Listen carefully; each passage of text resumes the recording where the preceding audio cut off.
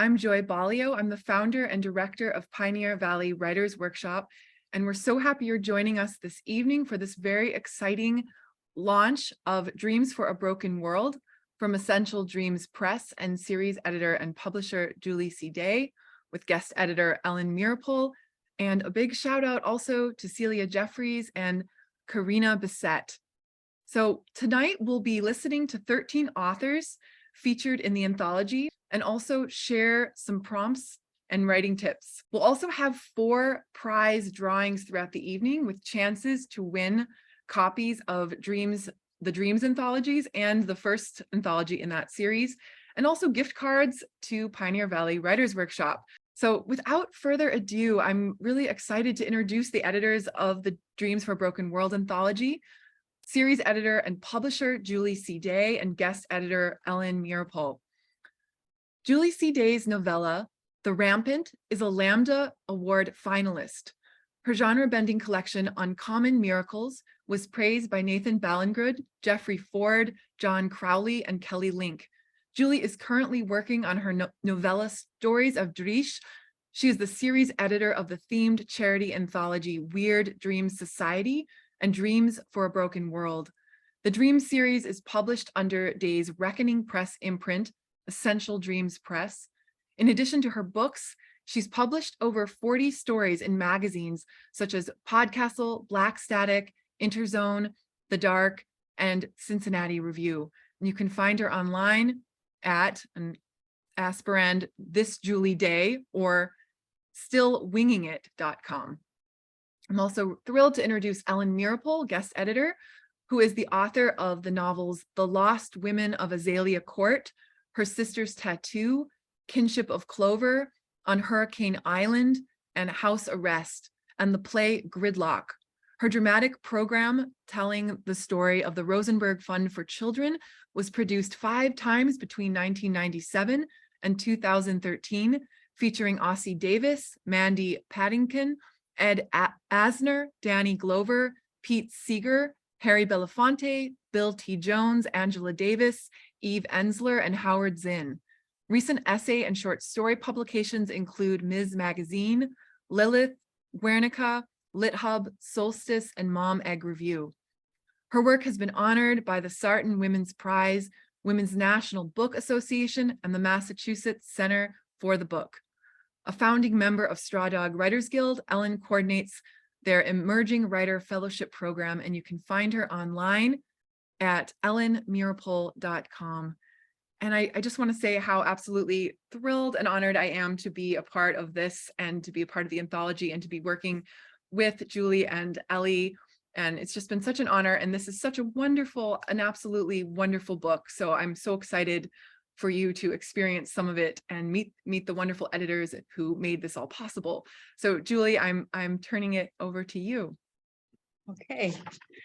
Hello and welcome. Thank you, Joy, and the Pioneer Valley Writers Workshop for co-sponsoring this event. I really appreciate it. It saved us a lot. It's one of the many generous gestures that have come out of this project. I'm the series editor and publisher of Dreams for a Broken World, which is the 2nd book in the Dreams anthology series. I'm thrilled to have you join so many of the authors in celebrating book's launch. Our fabulous guest editor, Ellen Meeropol, is going to talk about the important work of the Rosenberg Fund for Children, the organization we've chosen to support with this latest anthology. I'm going to focus on the book. Tonight, it all starts and ends with the book. Please remember to spread the word after this event. This themed anthology is a creative powerhouse. Publishers Weekly and Lightspeed Magazine have both praised all 24 stories using words like highly recommended, seriously admirable, and impressive. Tonight, you'll get to hear from 13 of the authors, all of them fantastic. During the chaos of 2020, it became clear I needed the next book in the series to be a multi-genre anthology. There's power in not allowing institutions to define who belongs together. I very much wanted to create a collection of stories that lays bare the barriers that are often used to frame strong creative work as literary or fantasy, environmental or science fiction, and on and on. From a practical perspective, the Rosenberg Fund for Children was the absolutely right organization to support. With so much broken and breaking, it felt important to provide help to those activists putting themselves on the front lines. These folks are fighting for all of us, and too often they're putting themselves at risk. The book's thematic focus ties to all of this. Ellie and I were determined to bring together a broad swath of voices to answer the same thematic questions. What does it mean to live in a fractured and uncertain world? How do we face the ugliness? How do we find a better way forward? To me, the words of author Brian Evanson feel like the best introduction to the readings you're about to hear. And he quote, "Some of these stories explore a world that is fully broken. Others are focused on when it just begins to crack. But what's clear above all is that the world breaks for some groups of people much earlier than others. An inclusive and adept anthology in which each story is a facet for a different perspective on where we've gone or will go wrong. We're hoping these stories will entertain you, make you feel, and provide a vehicle to reflect on the various ways in which our world continues to lurch backward as well as forward." And now to my lovely guest editor, Ellen Brooke. Thank you so much, Julie, and thank you, Joy. I'm really pleased to have had the opportunity to serve as guest editor for Dreams for a Broken World. Thank you so much, Julie, for dreaming up this project. I'm also deeply grateful to our authors, not only for the quality, the heart of these stories, but also for your support for the Rosenberg Fund for Children, the RFC.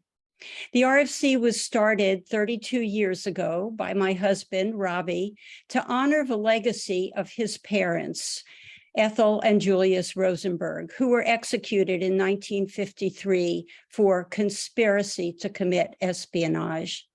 In truth, they were killed for being communists and Jews and for their resistance, for refusing to name names. The community that tried to save their lives, and once that was not possible, that supported Robbie and his brother during their childhood, was the inspiration for the RFC, which gives grants to the children of targeted progressive activists, grants for cultural programming and emotional support, grants to bring targeted families together and to help young people find their voices. I think about these stories in that context. Our world is broken, and we are part of a strong tradition of working to heal it through storytelling, through activism, through dreaming. Thank you all for being part of this. To unmute myself and introduce the first author. We have Ben Parzybok coming up first. Ben Parzybok is the author of the novels Couch, a two-time Indie Next Pick, and Sherwood Nation. He founded Gumball Poetry, journal published in Gumball machines, co-ran Project Hamad, an effort to free Guantanamo inmate Adel Hamad, now free, and co-runs Black Magic Insurance Agency, a citywide alternative reality game. He lives in Portland, Oregon. Ben Parzybok. Thanks, Julie. Thanks very much for having me. Super honored to be among this incredible stable. Can I say stable of writers? I'm as another horse here. I was asked to provide a writing tip, and it's funny because I was walking out of the house to go on a walk, and I was talking to my wife about this, who had a book out last year, and I was like, what kind of writing tip should I provide? And she's like, perambulation, like you're going on a walk right now. And I was like, it is a good, that's really good advice. Like you go, you let your body relax. It's like taking a shower. You should take lots of showers. That helps with writing. And it'll free your creativity. But I was also like, but that's a lie, because I got totally addicted to audiobooks for the last couple of years during the pandemic. And I only listen to audiobooks when I walk. So I don't do any writing at all. And she said, well, you're a fiction writer. If they wanted a true writing tip, then they should ask a nonfiction writer. So that's my writing tip for you this evening. I'm going to read from a piece called How the Demon War Was Won. I hope that the title is somewhat misleading for you, and I'm just going to dip right into it under the idea that we have sort of limited time with everyone. She'd had nightmares, not the nightmares of wartime, filled with the big demons, lurking in dark shadows, harrowing escapes, the horror at looking down and finding part of your own body eaten away. This was different. On the night before her first day as a crosser, she dreamed of being out to dinner with her mother. Her mother had chatted incessantly across from her about the fishing club she joined, about who said what, the neighbors, but every time she looked up, her mother's appearance had altered. The eyes gone red with yellow centers, the mouth elongating with vicious double rows of teeth, the nose curving upward to expose the nostrils, blackened and gnarled, a slick, licey dark fur, ears that spiraled into evil points. Clearly a demon, but also her mother, who rattled on at her with inane banter. Lauren woke sweaty and confused and a little angry. The anger had not diminished by the time she dropped by her mother's old farmhouse on her way to the gate. She'd meant only to say goodbye, we dare not speak of it, but this could be the final one, goodbye. The truce, miraculously, had already lasted over 9 months. Even now, babies were born outside of wartime, babies who may not, if all went well, spend every night afraid, as humans had done for the previous 1,000 years. I wondered if I'd see it before the big day. Her mother's gaze was intent, searching. Impulsively, she relayed the entire dream to the older woman. Lauren, her mother said, one hand on her hip, the other gesturing defensively with a gaudy glass string of beads interwoven between the fingers. The tone conveyed so much, a seed of indignant disappointment, a sprout of condescension planted among the vast field of muted grief, a gritty frustration at her daughter's inability to move past it all, to vault into the future. Well, Lauren thought, her mother wasn't the one doing the vaulting, was she? I know, Lauren said. Your father would have. I know, Lauren said. Bless his soul. Just let me look at his hands. Lauren held out her own hands, famously like her father's, farmer's hands, strong and calloused, built for the plowing of fields and the planting of bounty. Her mother kissed the open palm of each. You and he can work wonders with these, but I tell you, I actually have joined a fishing club. We meet on the dock every Tuesday evening. Her mother gestured toward the corner of the room, nestled between the wall bearing the history of her mother's hobbies, beads and pottery and watercolors and weaving, and the other, which bore photos of the many friends and family lost, a fishing pole leaned into the corner. So something's going on up there. She pointed with her beaded hand at her own head, her hair coiffed miraculously above. Lauren said. Come here. Her mother held her arms wide for an embrace. Lauren reluctantly let herself be held. Her mother's unflagging confidence and optimism, despite so many catastrophes, was an irksome comfort. You have always been a rock in the storm, the most steadfast of rocks. You have prepared and prepared. This is just a different storm, but you're still a rock, the best rock I've ever known.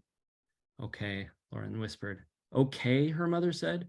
Then, in a moment of motherly fussiness, notably absent for the last decade, she removed Lauren's crosser's hat, recoiled Lauren's long hair, and reaffixed the hat and its long sash with an aggravating tightness. Her mother, Lauren knew then, was also afraid. She met Roger at their appointed gateway, a short, bearded, somewhat rotund man of 60-something, shaped like a beet or a child's spinning top, and just as nimble. She stood nearly a foot above him, a carrot to his beat. His warmness startled her. She expected a hardened, you better toughen up, get your mind right type of figure, like her trainer, like other heroes of the war she'd met, not this smiling man with the tendency to rest his hands on his own belly. He pumped her hand, told her how happy he was to meet her. She tried to grin through her terror. You thought I'd be taller. I get that a lot. No, it's just... Yes, she realized, it was indeed partly that. He was short. He had a jagged scar across one cheek, which descended into his beard, and belatedly she noted he missed 2 fingers on his left hand. She stared down at that hand. Everyone knew that demons killed first and ate after. The way they marked their kills was to bite off a combination of fingers. He saw she was staring and held up the hand.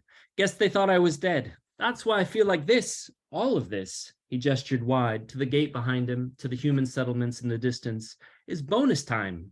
You scared? She nodded. Seeing his hand certainly hadn't helped. There's nothing to it, he said. Just think of your favorite food. It's waffles for me every time. Thank you very much. Wow, thank you so much, Ben. I love that story. Our next reader is Aimee Liu. Aimee Liu is the author of the novels Glorious Boy, Flash House, Cloud Mountain, Face, and several books of nonfiction.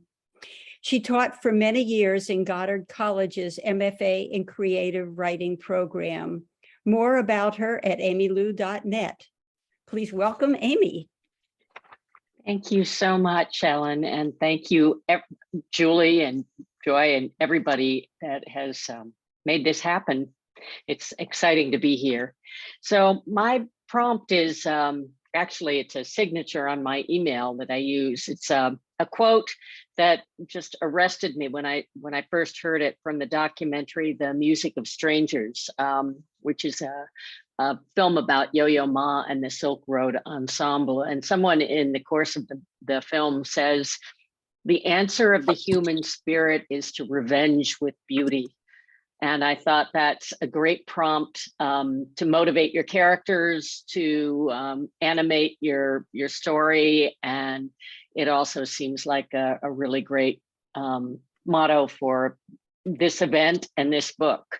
So the answer of the human spirit is to revenge with beauty. My story is from the real world, World War II.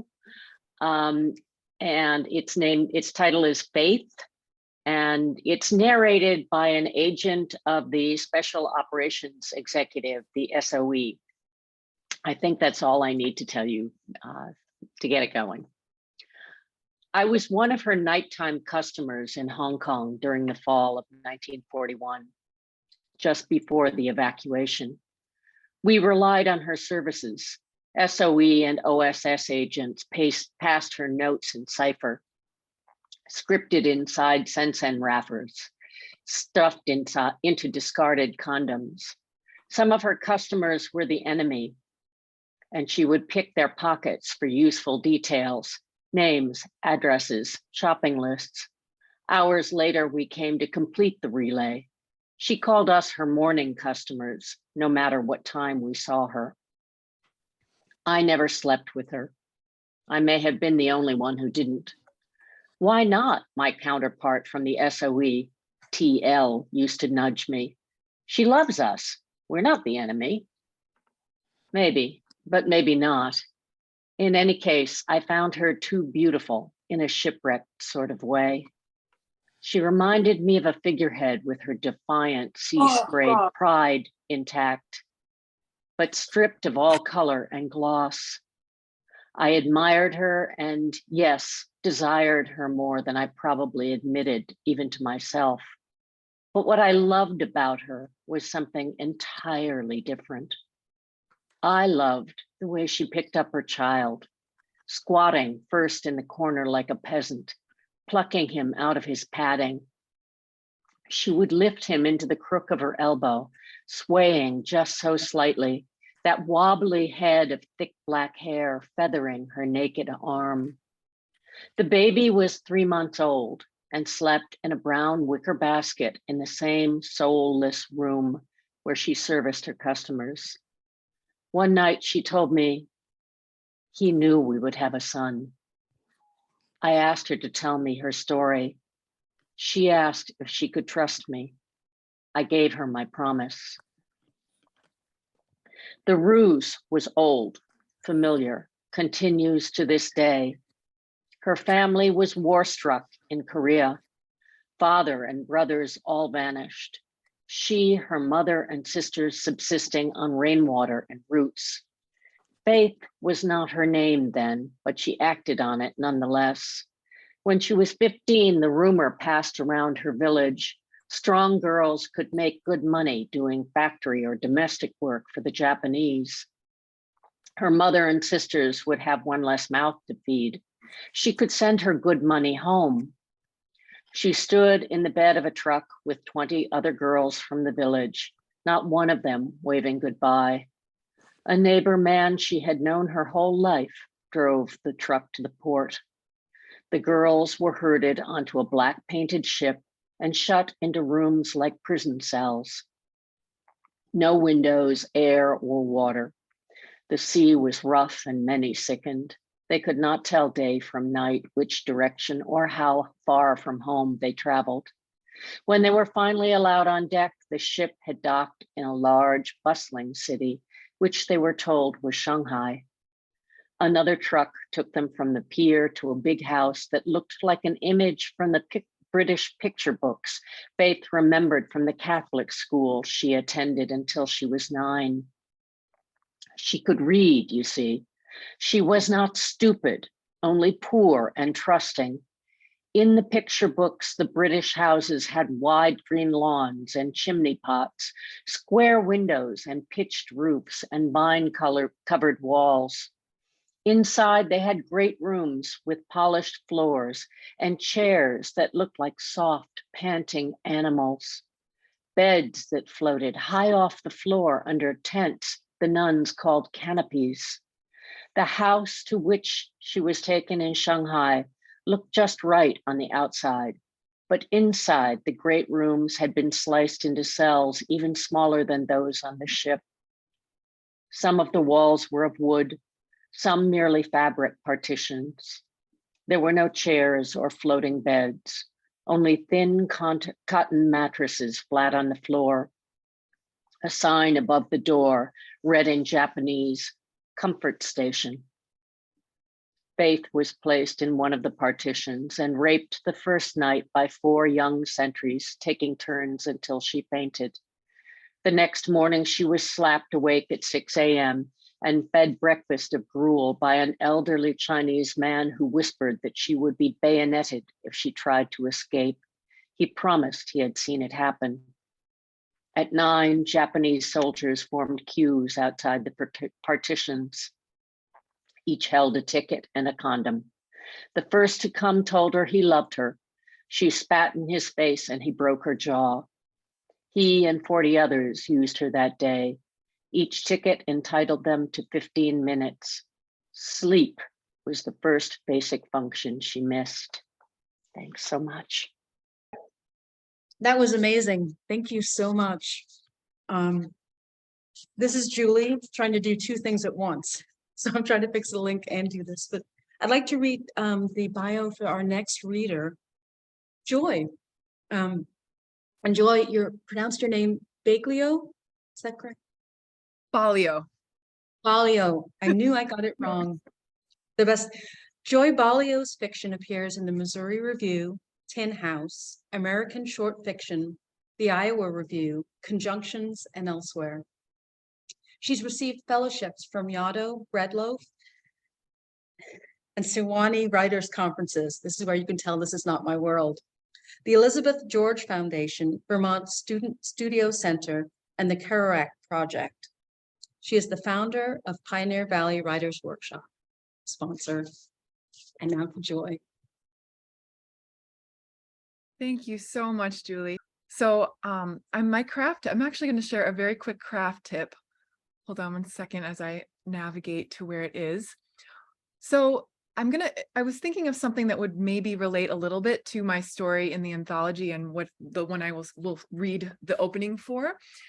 And I think something that I've been thinking a lot about, especially in terms of speculative fiction, I was thinking like, what would I consider the most helpful advice for a speculative writer or someone weaving magical elements into their fiction? And I really think that it comes, for me at least, it really comes down to making sure that the fantastic or magical element is in some way tied to the emotional core of the story.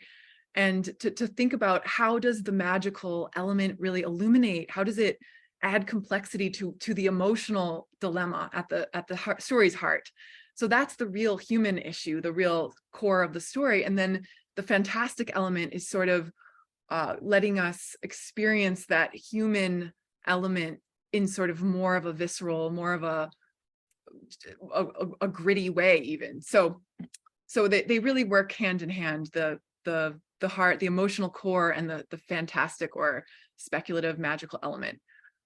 And I actually have a prompt for you too, but because I don't have a lot of time, I will actually share it in the chat after. So this is the opening of Belly of the Beast, which is originally published in American Short Fiction and is also, if you can finish it, I probably won't get to the end, so it's in the anthology. It's Saturday night, and the beast has swallowed my husband. One minute he was there, the next gone. Just a shout, half smothered as the creature engulfed him. I didn't see the actual swallowing. I arrived seconds later in time to see the wolfish thing licking its jowls. It's not like anything you've ever seen.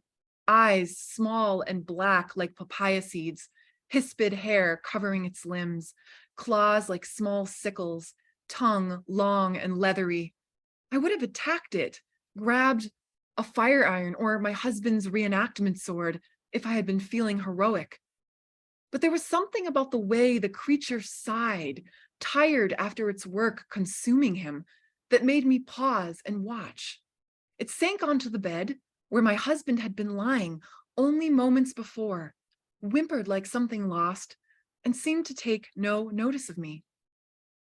When I whisper to my friends over the phone of what has happened, they reiterate the stories we've all heard of women in our neighborhood whose men have disappeared. The retired teacher whose husband vanished ostensibly nearby, so close that she sometimes catches glimpses of him in their driveway, at the corner store, on their street. The 3 young mothers whose men stay out later until one night they don't return at all. The wife who claims hers was spirited away by a herd of deer. At least you know what happened, my friend says. And of course, this is true. I knew this was coming.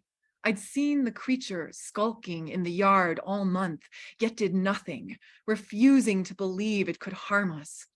Last week, it was outside the door, and yesterday I found its dark hairs all along the bedside.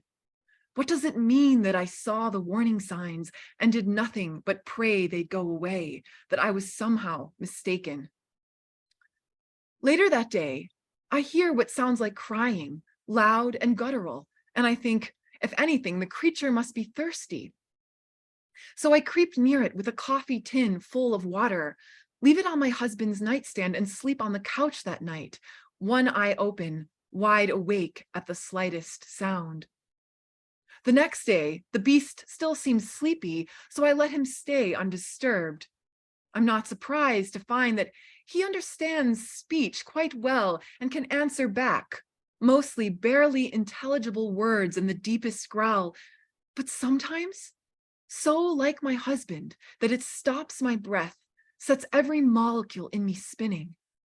Perhaps he's stolen my husband's voice, I think, breathed it in, preserved it, and I don't know if this is more comfort or horror.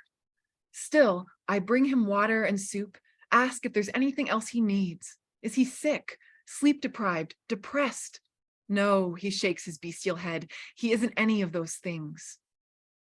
After a week, a strange thing happens. I'm creeping around the creature where he's standing by the bedroom windows when I glimpse my husband's face behind the whorls of dark fur. It shocks me to see because for days now, I've been contended with the creature alone. It's almost as if a light is shining from somewhere inside the beast itself.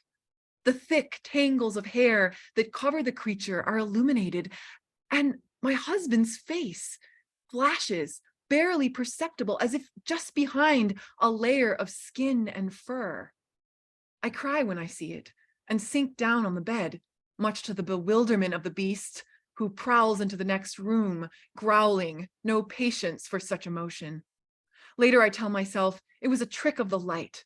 The westerly sun often stabs through our ground level windows, brightening all in its path. But the next day, I'm sitting on the foot of the bed while the beast, propped up on a pillow, guzzles a salad I made. And I see my husband's fingers moving inside the creature's mouth, as though he has simply fallen into some large black costume, a well of fur and teeth and claws. That's not the end, but I'll stop there. Thank you so much. That was fabulous. I'm going to call out to Joy, give her a moment to catch her breath because we're going to do our first drawing now. So we're shifting hats for a moment. So if you put your name, if you RSVP'd, then your name has been put into this wonderful, colorful bowl of slips of paper, and you are in here, and we are going to do our first drawing for a prize. So if you're the winner, just let us know in the chat so we know that you're here. And if Yeah. not, we'll keep going. Yes. So basically what I'll do is I'll draw a name, I'll read the name, and if it's you, just say here, and then we'll mark that that person has received the prize. Let me just quickly say what the prizes are. This drawing will be for an e-bundle of the 2 Dreams anthologies, the first in the series, and Dreams for a Broken World, the second in the series, and a print bundle of the 2 Dreams anthologies, as well as a 2-hour, 1-day workshop at Pioneer Valley Writers Workshop. We are completely virtual, so no matter where in the world you are, you can attend PVWW. All right, let us do it. And we'll do 3 more of these. So there's a few more chances. Let me just pick one here.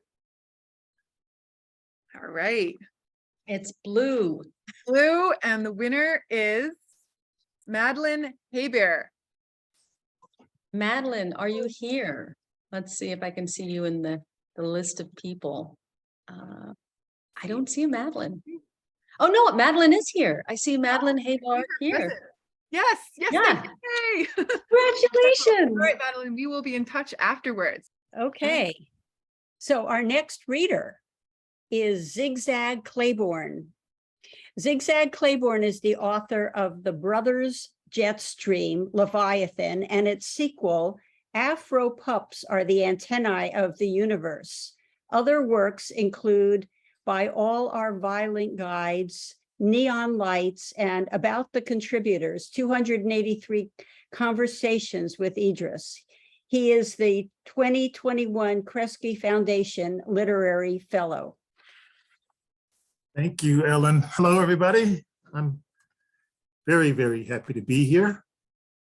And, for prompt, well, not like prompt, but just a little bit of advice for anybody out there who's thinking about writing or just creating anything is don't be afraid to feel something, let the cracks form and fill them in with your imagination. I think that's about as good a piece of advice as we could hope for this year after everything we've gone through. So feel it, use it, and then just embrace it. And with that, I'm going to read a selection from my story in the anthology. The story is called Finding Ways. And it's kind of all about, just finding that crack, just realizing it's there and moving forward from it. His mother fit in a box, a sturdy plastic box, black, meant to be dignified. When they gave it to him, he had no idea what to do with it. They mentioned urns, which seemed suffocating, and vials on necklaces, which baffled him because he had no intention of wearing his mother as bling. But they prodded his indecision. Perhaps a simple, base level, inexpensive urn, or any selection from my catalog of keepsakes for your family. The family was scattered around the world, a world experiencing a worldwide illness, a very quiet virus, one that pretended it wasn't there, then assumed ownership as though intent on remodeling. The gentrification virus, the internet called it. It hadn't killed his mother. What it did was effectively close off the world. Borders, airlines, bridges. The family had never been close. Now, following a funeral where only Benjamin and 3 others were allowed to attend, mother's friends being old, he pled with them to remain home. There was literally no intimate family opportunity to grow closer. One sister was stationed in an active war zone, the other in near permanent quarantine in a part of the world too attractive to the world's truest disease, the type that always found a way to spread where unwanted, the affluent.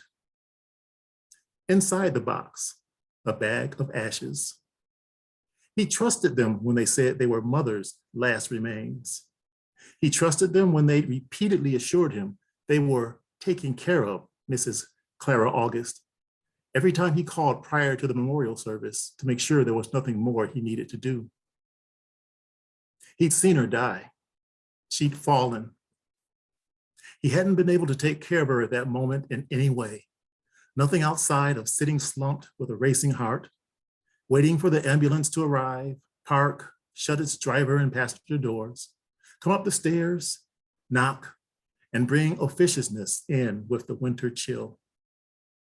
Questions which he'd answered numbly, the same as he had the police who arrived, the same as every yes, no, she didn't smoke, no medical issues. I have her insurance information. Autopsy? Benjamin August knew himself to be alive, but Ma's death made him invisible to every system and function death engineered. So sorry for your loss was not the hug of an Obeah from back home. It wasn't the power of a human body poured into another human body, which had lost more than another's physical shell. In this country, at this time, it had to do. Mother's box had a white sticker on it.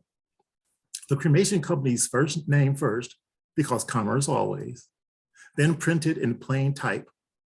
This temporary receptacle contains the cremated remains of, with Ma's name, the date of cremation, and a number. Ma's secret number, 25290, as though she were an agent her entire life, entirely unbeknownst to her family. Note, the sticker ended, for perpetual security, a permanent receptacle or urn should be provided. Well, one wasn't. They were for sale. He had no money. He had a small bungalow that she shared with him in her old age. They enjoyed grocery shopping together. Ever since arthritis had made the use of her left hip a random thing, it was really the only time she got out, hobbling to the car, complaining about having to use the store's electric scooter, using it anyway as he trailed her, ready to reach things on high shelves, ready to try suggested new meats when they were on sale. For some reason, he thought the ashes should remain cool, so the box now sat atop his refrigerator.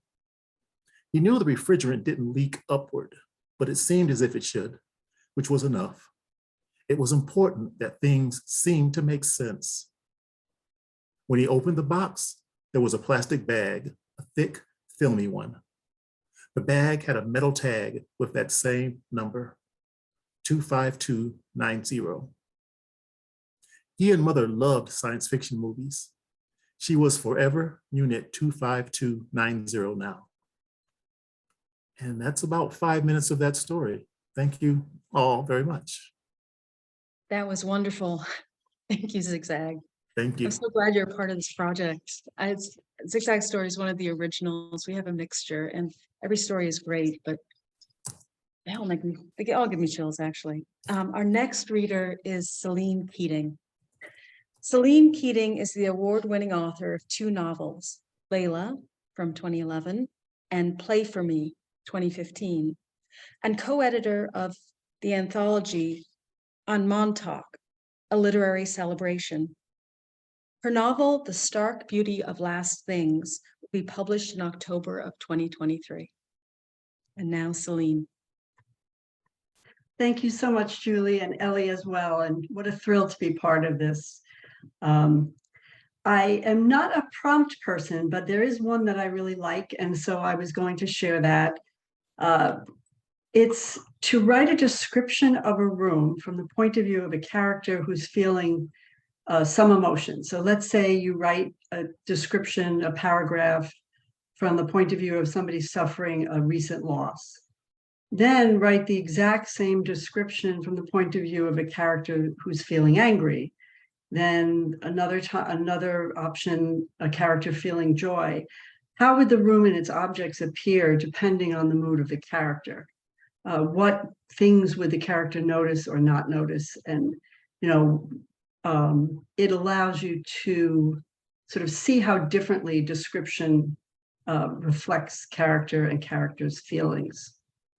So that's my tip for tonight. My story in the collection is called Home, and it's excerpted from the novel that Julie just mentioned is coming out next October.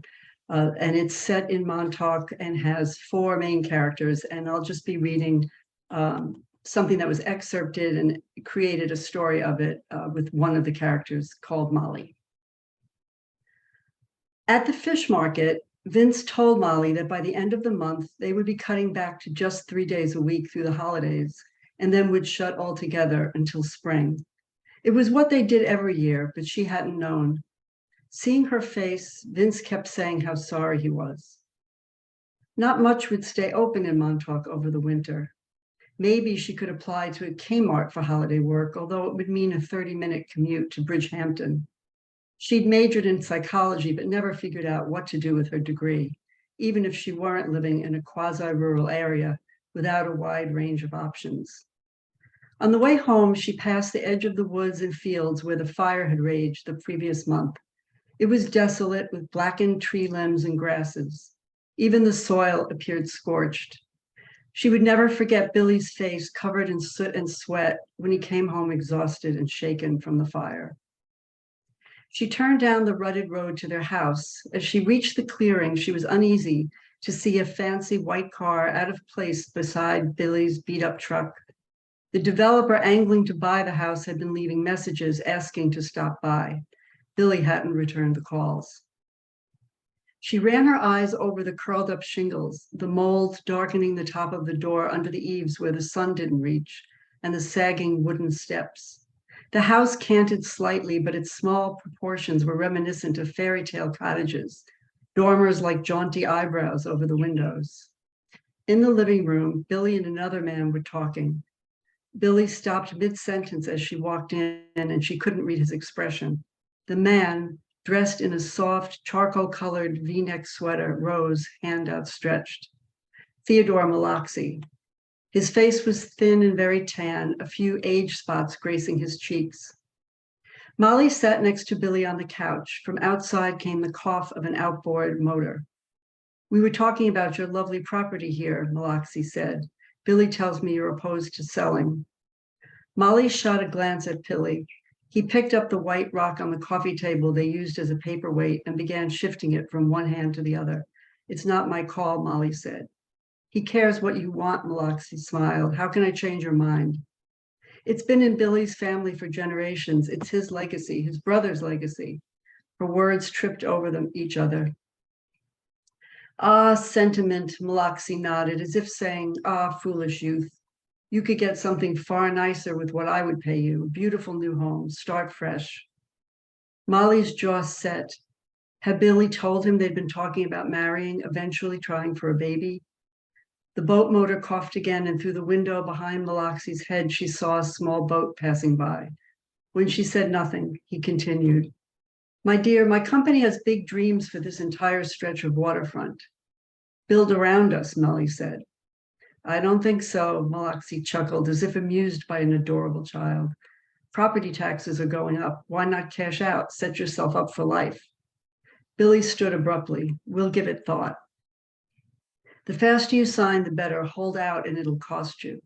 Malaxi moved swiftly across the room and shut the door decisively behind him. "Oh my God," Molly breathed. Billy's face was flushed. "He's such a prick. I wouldn't sell to him if I had a choice." "But you don't have to sell, do you?"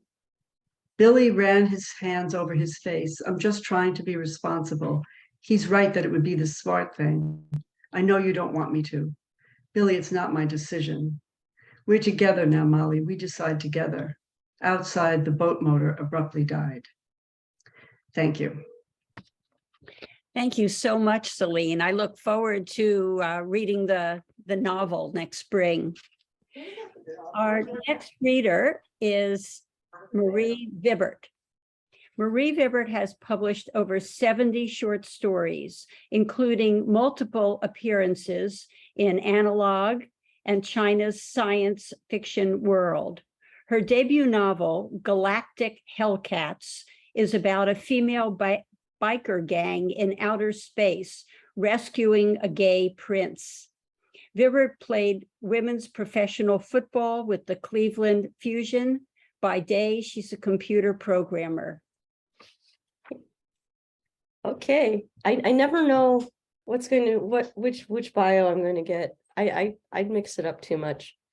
Okay, so my prompt is think of a technology that has changed something in life and now talk about it on a front porch, because all the most important things in life happen on the front porch. And I'm going to give a piece of advice too, which is delete your first page. Whatever your first page you wrote, just delete it. I find maybe I give that advice too often. Okay, so I'm going to read from my story in the anthology Subscription Life. Subscription life. The worst thing about selling out is liking it. I love my ducky shower curtain and my high ceilinged apartment with its faux antique fixtures. Everything smells new but looks authentic. Not like Mom's Thomas Kincaid village with the poured concrete cobblestone. No label put work into building a detailed environment. The apartment floors creak like they ought to, but only in less traveled areas. The doors have seated glass transoms over them, and my mailbox is brass filigree, and the front door locks with a real metal key. It feels important in my hand, heavy and smooth. I step outside, and there's a man, gaunt and dressed in layers of mismatched clothes. He sits on the stoop next door, wrapped in a comforter, a paper coffee cup in his hand. He lifts the cup and toast. Welcome to the neighborhood. You live here? I ask. I sound stupid. Precisely here, he winks. Of course. No label is an open community. It's why I chose it. There's no patrolled border, no gate over the entrance roads. Homeless people are safe here. My subscription fees, my lifetime contract pay for that safety. A knot of guilt lets go in my gut. I'm not a traitor to the people who can't pass the entrance requirements. I'm part of the solution. He tells me his name is Doug. I tell him I'm on my way to my first day at work. All days are the first day. You'll never wake to the same one twice, Doug says sagely and waves me off. I feel blessed by his wave, set off on adventure. I'm looking forward to spending mornings sitting on the stoop with Doug, trading philosophical thoughts. Maybe if I tell Mom about him, she'll stop saying I'm wasting my degree. Ruthie's Things is around the corner and 4 doors down, flanked by other picturesque shops with a single story of apartments overhead. The walk is pleasant. Other people come and go with pets and strollers. There are young trees regularly spaced with adorable wrought iron fences around them. Selling out is a privilege. I passed a heavy credit check and had to prove 4 lines of American citizenship in my family. This is why most people associate subscription lifestyle communities with polite, hateful racists. Why I'm still not sure I did the right thing. The shop has its door open to the street, the big brass bell hanging dormant, so I knock on the frame as I enter. A slender black woman with light brown curls pulled back in an orange scarf is frowning at a folding card. She waggles her fingers, frowns some more, and then drops the card on top of a box. Welcome to Ruthie's Things. I'm Ruthie. Really? She nods slowly, lips rolled in. They name the store after the manager in every city. Maybe manufactured authenticity is still in a way authentic. I'm Joan. The agency said you'd be expecting me? Ruthie shows me the dishes she is unpacking. The store is intended to feel like a secondhand shop, but all the items are new. The dishes are all different, but only 3 sizes designed to stack well in the box. The card shows how Ruthie is supposed to set them up on the distressed sideboard. The design looks random. It might be random. Arranging the dishes is fun, like solving a puzzle. I'm leaving the instruction card out, Ruthie says with a fierce smile. It's a silent protest. Ruthie's snark adds that touch of realism I was missing. No label welcomes irony at its own expense. At home, I have trouble undressing, knowing there are cameras recording me for consumer research. They say they blur the privates automatically, but I still change for bed inside the shower stall. Yesterday, I threw out the last of my old clothes. I can only own known label-approved items in my apartment, in my drawers. I feel silly, like I'm in costume, like the cameras are inside my clothes. I walk back from the bedroom to the kitchen and back in my yellow nightie. There's no one here. The temperature is comfortable and the nightie is slippery. I curl up on the quirky mid-century sofa and open my phone to read the news. Except I can't find the news sites I like. Everything forwards to sanitized, dull sites. I try personal links. The Social Justice Librarians Working Group is a 404, but the Marvel movie gossip is still there. Open Science doesn't load.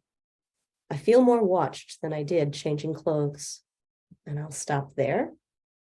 And please find me at marievibbert.com and check out my new novel, The Gods Awoke, which just released this year and is about a goddess with amnesia. That was fabulous. We're going to do our next drawing. So, Joy? Let's see. Feel like, oh, another blue one. Okay. I know, I was thinking the same thing. Blue. That really wanted to come out. So this is Rachel RC. Rachel from Ludlow. Oh my God, I am here. Thank you. I'm very honored. Wonderful. Congratulations. Okay. We're going to do our next reader, or I'm going to read the bio for our next reader, which is Lisa. Hang on a second. Let me pull it up. Lisa C. Taylor. Lisa C. Taylor is the author of 5 poetry collections, most recently Interrogation of Morning, Arlen House, Syracuse University Press, 2022.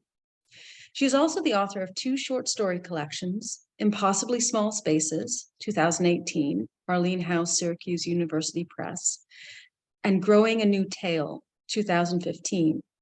She offers online workshops through writers.com and elsewhere. And now, Lisa. Thank you. I'm really happy to be here, and thank you so much to Julie and to Ellie for putting this together. It's amazing, and I feel very honored to be in everyone's presence tonight. So my craft tip is about contradictions in characters. It's something I dearly love to do. And I'm just going to give you a couple of examples of things you can play with where a character seems to be a certain way, but has some other part of their personality that is completely surprising. Example, a professional boxer who has a collection of dolls and is afraid of thunderstorms, or a ballerina who spends weekends as a volunteer firefighter. So I just kind of like to add those kind of quirks and contradictions in characters because unpredictability makes our stories interesting. And I'm going to read you a little excerpt from my story, which is called Leash Laws. No one knows when his or her tree time will come. Some folks seem to be glued to the earth with sinews underground, like electrical wires. They talk to each other in a way that wastes language, not at all how animals communicate. I speak to Serge by humming, even though his room is 2 doors down. He knows my language, came from a deciduous forest in Maine, and once helped a black bear find a suitable den for hibernation. Because he's mostly human, he doesn't need to hibernate. He used to stay at the St. Francis shelter when the snows came. Like me, he dislikes human food, except for berries and nuts, an occasional bird. Carol brings me granola in a plastic container. Glass is better because it's shiny, but the strongmen won't allow it. They are used to making the rules, even ones that make no sense, like when Carol can visit and how much time I'm allowed in the sunroom, where I can watch the jays raid the bird feeder, see the cherry trees shriek into blossom. Carol always tells me I'll be home soon, and I think of my favorite maple tree. I don't wound it like some people who insert a metal tap in the tree's torso, hang a bucket to collect the blood. They don't understand that it is the sap that keeps the tree strong. It's important to keep one's fluids to oneself. Susan, time for your pill. Eliza is a strongman, even though she's female. She wears the uniform of blue cotton with white whispery shoes. I know she wants to read my dreams so she can understand the language of plants and animals, but I don't let her. I've learned how to stick the pill in my left back molar, the one with a cavity. When I go to the loo, I spit it in the toilet and flush, watch it spiral down into the septic system. But I worry about fish losing their dreams. I open my mouth like a good robot. Eliza put me on step 5 because I'm one of the well-behaved ones. I don't tie my sheets into knots or spit out mashed potatoes. As long as I can have some nuts and berries, I am quiet as a snake. It is April, and soon they'll open up the courtyard. Carol can take me outside and maybe through the gate to Keeper's Park down the street. You have to be a 6 to go there, but all it takes is opening my mouth and sitting in a semicircle when strongman Dr. Benton comes in. Click, clack, click. How do you feel about that, Susan? Click, clack, clack. I feel fine, Dr. Benton. There's a dogwood sapling outside the window that has been trying to get my attention. She shakes her greening limbs and tells me stories about the vole that lives underground. I promise to save her some water from the pink plastic pitcher by my bed, so her buds will open like promises. And that's just a short excerpt of Leash Laws, which is in the anthology, and I'll drop my website into the chat. Thank you. Thank you so much, Lisa. I love that story. Our next reader is Cynthia Robinson Young.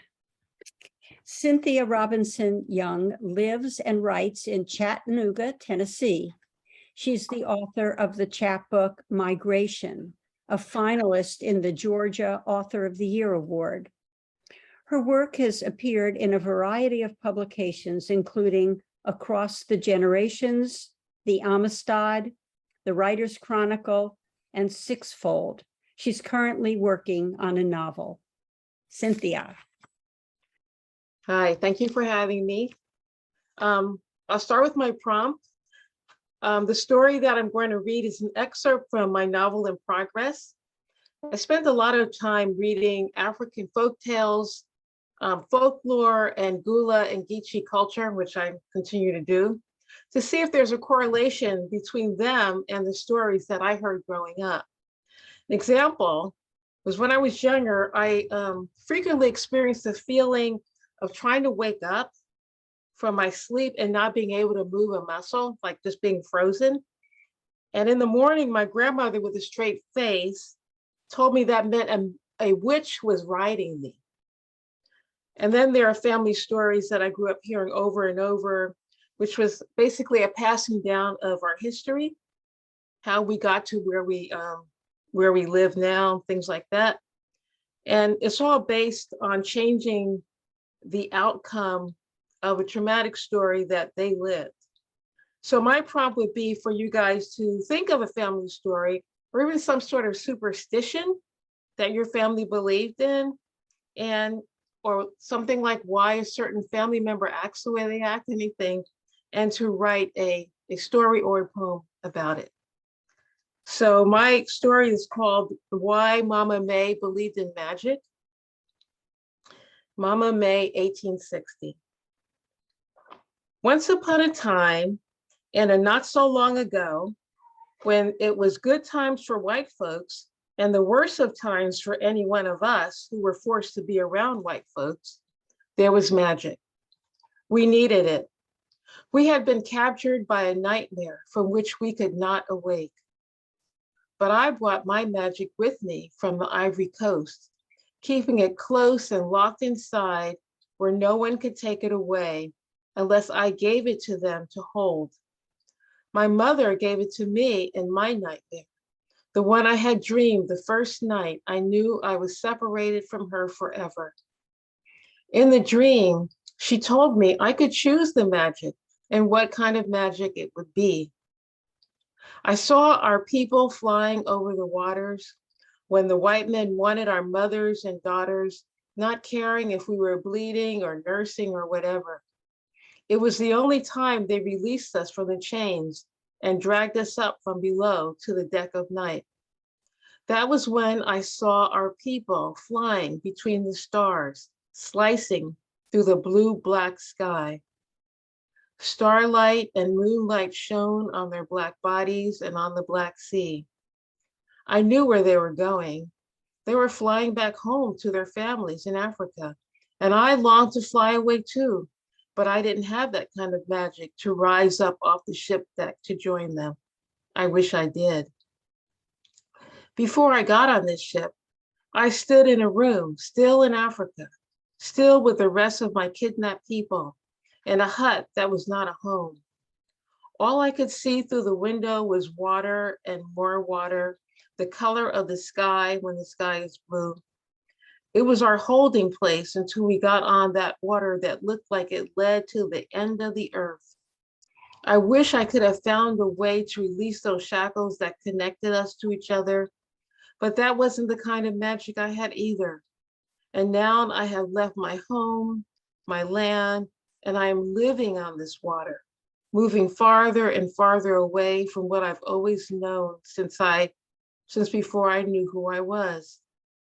If I was not below, lying in vomit and shit in the shadow of death, a hell on earth so unimaginable, I cannot bear to bring back the smells, the cries, the heat. Then I was lying on the deck, on my back, and the men were holding me down, pressing their stinking bodies into me, stabbing the insides of me. I was only 10 years old, not even old enough to bleed. That was when I saw the people flying. Only my eyes were free enough to follow them until they became shadows, and then they were gone. Thank you. That was hard, wonderful, and rather perfect. Thank you, Cynthia. Thank you. The next reader up is Veronica Schanoes. And then after that, we'll do it. Veronica Schanoes is an American author of fantasy stories and an associate professor at King's College, CUNY. Her novella, Burning Girls, was nominated for the Nebula Award, the World Fantasy Award, won the Shirley Jackson Award. She lives in New York City. Burning Girls and Other Stories was her debut collection, and it's fabulous. Veronica? Thank you so much. And thank you for all the work you've done on this amazing anthology. And thank you for having us all here.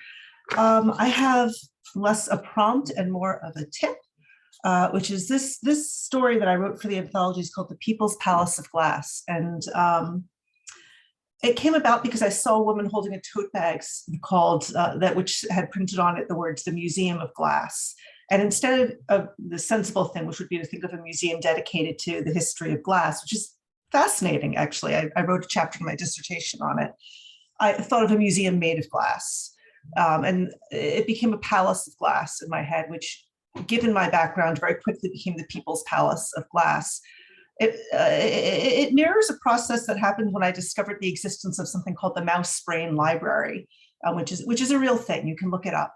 So I guess my real tip here is to just keep your eyes open, because the world is very, very strange. And there are a number of strange word combinations in it that you don't even have to make up yourself, like the Mouse Brain Library, which is, again, I emphasize, a real thing. All right, I'm going to this is a pretty short fable. I'll probably read the first couple pages of it, and we'll see where it ends. Once upon a time, there were a king and a queen and a prince and a princess and numerous servants, and they all lived in a gigantic palace of glass. Every floor, wall, and ceiling was made of glass. All the fixtures and furniture were made of glass, crystal clear and gleaming, sending sparks of light bouncing in all directions. The palace kept legions of staff busy, as every inch had to be polished free of fingerprints and random debris every morning on top of the staff a royal family would normally have. So much labor and money went into the upkeep of the glass palace, in fact, that it drained the surrounding kingdom dry. And the only source of wealth became tourists drawn by the warm weather and the glass palace and the illicit opportunities for debauchery made possible by organized crime. But now the sunburned tourists have fled, and the waiters and waitresses from the casinos are trembling with fear or excitement or joy or all three. The gangsters who had played hand after hand of cards had seen the writing on the wall and gotten the hell out before anybody else. They had emptied bank accounts and left weeks and weeks ago their suitcases full of good liquor and fine powders. You don't rule the underworld by hanging around when you know you're both outmanned and outgunned. They had been drawn by the opportunities created by the royal family's need for money, and they knew when their time was up.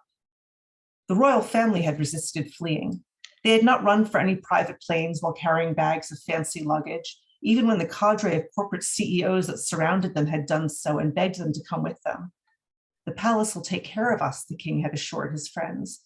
It is enchanted. It has preserved our family for so long under glass, safe from the elements, and it will not abandon us now. The royal family stayed in the glass palace. And indeed, the palace kept them safe, as the palace guards fended off the once beleaguered citizenry turned brave. But the casinos weren't empty, not anymore. The men and women now filling the casinos were clean for the first time in weeks, for some of them since the campaign had begun. They had showered in shifts, with the majority at any one time ready to defend their locations against any remnants of the royal army, but there were none. The royal army had all fled or been killed by the time the revolutionaries had reached the city. They had been defeated in clash after clash, their ranks depleted by death and desertion, and all the remaining soldiers wanted now was to blend in quietly with the rest of the populace. A few of the revolutionary generals sat at what had once been a blackjack table, examining maps and other papers. They were sipping from glasses of strong liquor, rum or vodka, just a finger or two each to celebrate their victory. They had taken the capital city, but the Palace of Glass was nowhere to be found. There was just a massive blank, dirty hole in the ground where it had once been, and the generals had no way to account for this. So in between coordinating food and medicine for their soldiers and reestablishing supply lines for the cities and coaxing various government bureaucrats back to their jobs and doing all the other things you must do after the end of the world to nurture what remains, they searched maps for where the Palace of Glass might have hidden itself. It was enchanted after all and surely had such powers. Finally, they sent out a search party into the surrounding forests, the forests that had provided cover for them, shade for them, food and water for them. Surely the forests would offer up the palace as well. Leonardo was at the head of the search party, and he hated it. The night before his way out of the city, when word had gotten around about his mission, a middle-aged woman had come to him. All he had wanted had been to get a good night's sleep, but the woman was twisted by worry, wringing her hands, and the lines of her face had become grooves, and the shadows under her eyes were deeper and darker than the shadows he remembered hiding among in the forests. "You're going to find the palace," she said. He nodded. "And the people in it?" He shrugged. "If they're still there." "Please," she said, "my daughter. My sister is the palace cook. She brought my daughter there as a scullery maid. Please bring my daughter back unharmed, please." Leonardo thought about what he could promise.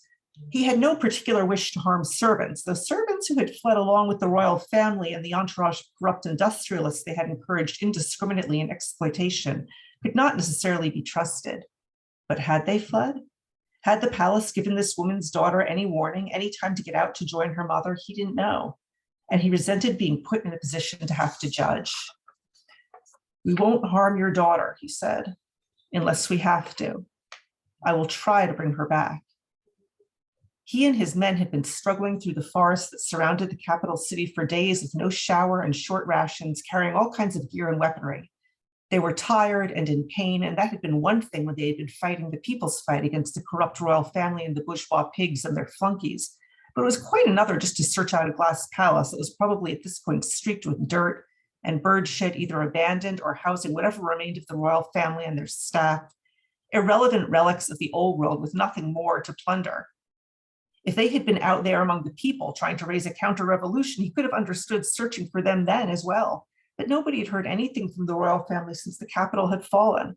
Perhaps the wolves had gotten them, or the tigers. Screw this, he thought. And I think that's the end of 5 minutes, so we'll stop there.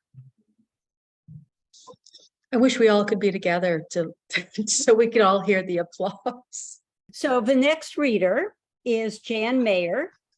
Jan's novels, Heaven, Indiana, Earth as It Is, and her short fiction collection, The Persistence of Memory and Other Stories, have each won Kirkus Best Of designations. Her stage play, Most Dangerous Women, celebrates a century of the international women's peace movement. She's currently working on her third novel. Thank you, Ellie, and thank you, Julie, so much for inviting me to be part of this. I'm going to say this right now. My keyboard is broken, and so I have not been able to say in the chat how much I've enjoyed everybody's reading, and I can't type my website into the chat, so I will just say it is janmaher.com. I'm going to share, I don't know if it's a tip or a prompt. It's really a make your own prompt out of, the keyword is eavesdrop. I love to write in cafes, and COVID's been hard on me in that regard. When I get a little bit stuck, I just stop and I start to listen to the conversation around me, and I grab a phrase and I jot it down, and I make myself need to work it in somehow to what I'm doing. Gets me out of the rut and keeps me moving along. So that's my tip to share. I'm going to be reading the very end of the story. The protagonist needs to know here is she's 99.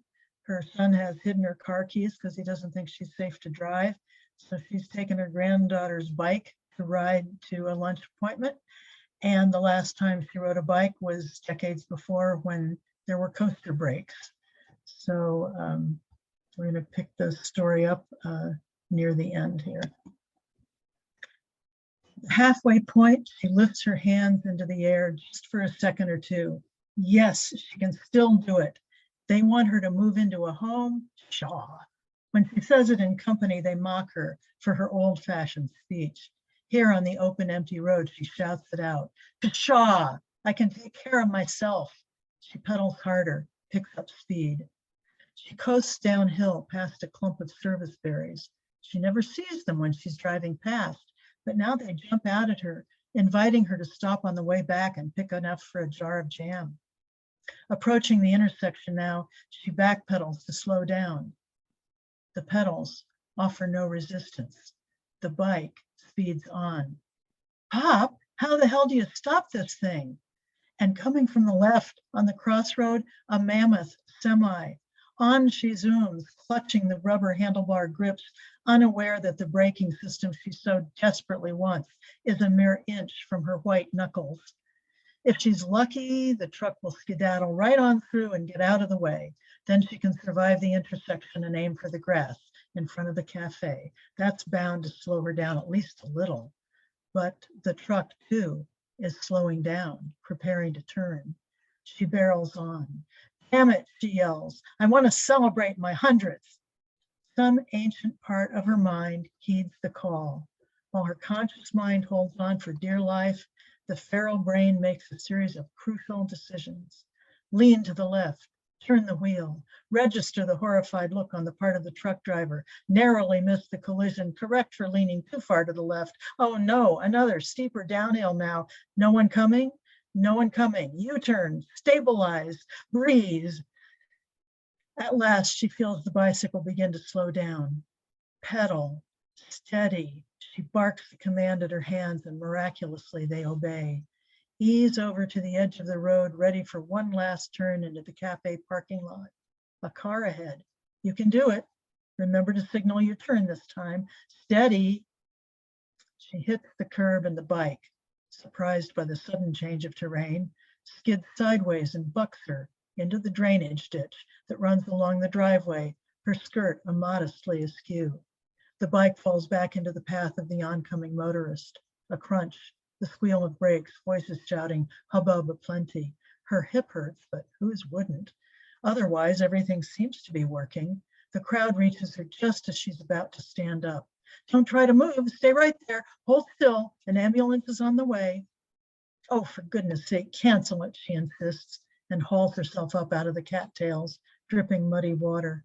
The bike, alas, is mangled beyond rideability, but she is miraculously unscathed. No, she is fine, really, and about to be late. The skirt's a mess, but it will dry. She'll take the outside steps to the balcony so she won't track dirt through the cafe. After lunch, she calls son Matt for a ride home.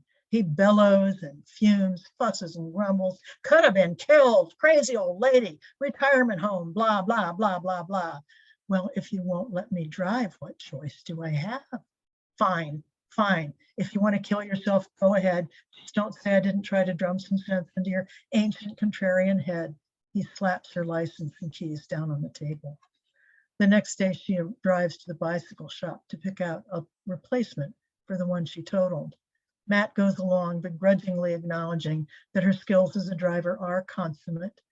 Well, adequate is actually the word he's willing to part with. At least, he grouses, you'll have a seatbelt on the next time you run into something. They pick out a shiny new bike for Celia, purple and glittery. While she pays for it, Matt browses the accessories, giving Marie an opportunity to chat up the nice young sales clerk. So, Sonny, she says, how exactly do you stop one of these? Thank you. Oh man, that was fantastic. Thank you. It's really nice to, you have a great reading voice too, a great voice and a great reader. We have one more reader, and then we're actually going to do 2 drawings. So a bonus drawing, so to speak. Robert V.S. Redick's debut novel, The Red Wolf Conspiracy, was a finalist for the SFX Novel Award. Other books include the Fire Sacraments epic fantasy series and the Chithrand Voyage Quartet. I apologize, Robert. He is a winner of the New Millennium Writings Award and a finalist for the Book Nest Award and the Thomas Dunn Award. And now, Robert V.S. Redick. Hello, you all. And I want to say, as others have said, what a true honor it is to be part of this, both because of the cause it's supporting and because of the really wonderful company I'm in this anthology.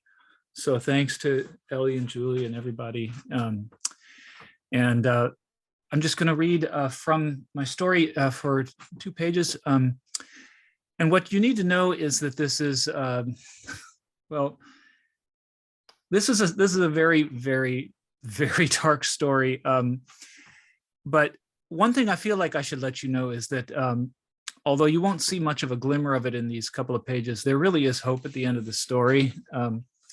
And oh yeah, and I was a little bit of thoughts about writing advice.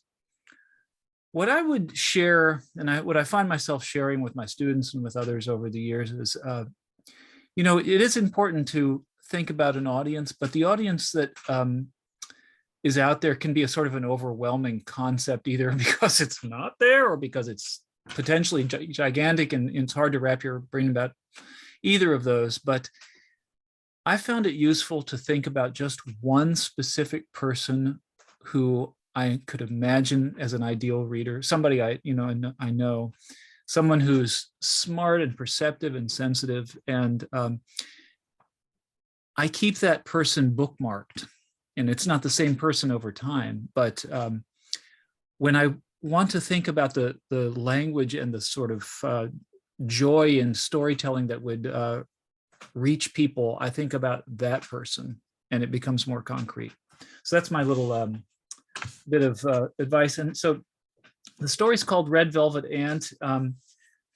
Here's all you need to know, because I'm not reading from the beginning. Typical near future country Virginia family, a lot like mine would be if I'd been, born a few years later. And we've got a boy named Dylan who's very worried about his younger sister Maddie, who has a terrible autoimmune disease, and he really hasn't had time to worry about too much else than Maddie. And then the apocalypse comes to town, not to put too fine a point on it. In this case, it's the apocalypse in the form of an engineered sort of bioweapon. And so we've got Dylan, his young sister, Maddie, mom and dad. Uh-oh. Did Robert get broken up? Or is that just me? I'll tell you what I'm going to do here, because Robert is gone. But what I'd like to do, unless he can log back in, is I'm going to read briefly from the beginning for him, unless he comes back in. If everyone's all right with that, I'll read for 2 minutes and hopefully he'll join us again. So it won't be any setup. I'll just read the beginning. Red velvet ant. We crawled under the juniper, and when a branch grazed her temple, I pressed my sleeve to the thin line of blood. All better. Nothing to worry about. She looked up at me, weighing my sincerity.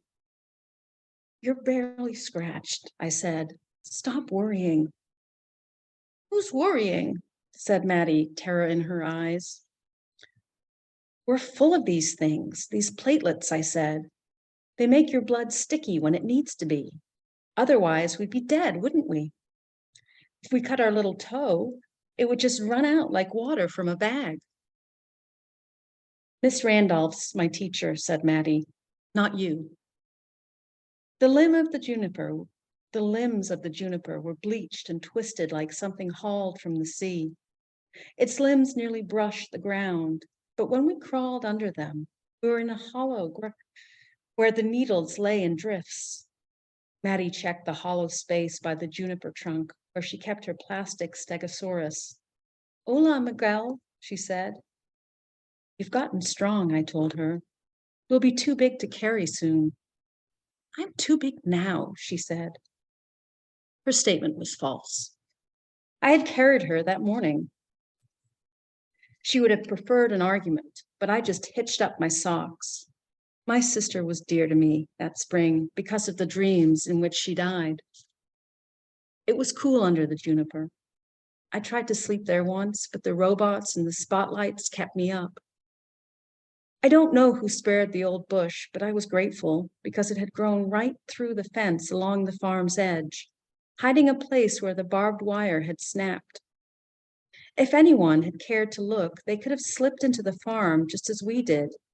There was a lot left to discover when I was 12 and she was 6. But no one ever looked. No one stopped on Loft Mountain Road.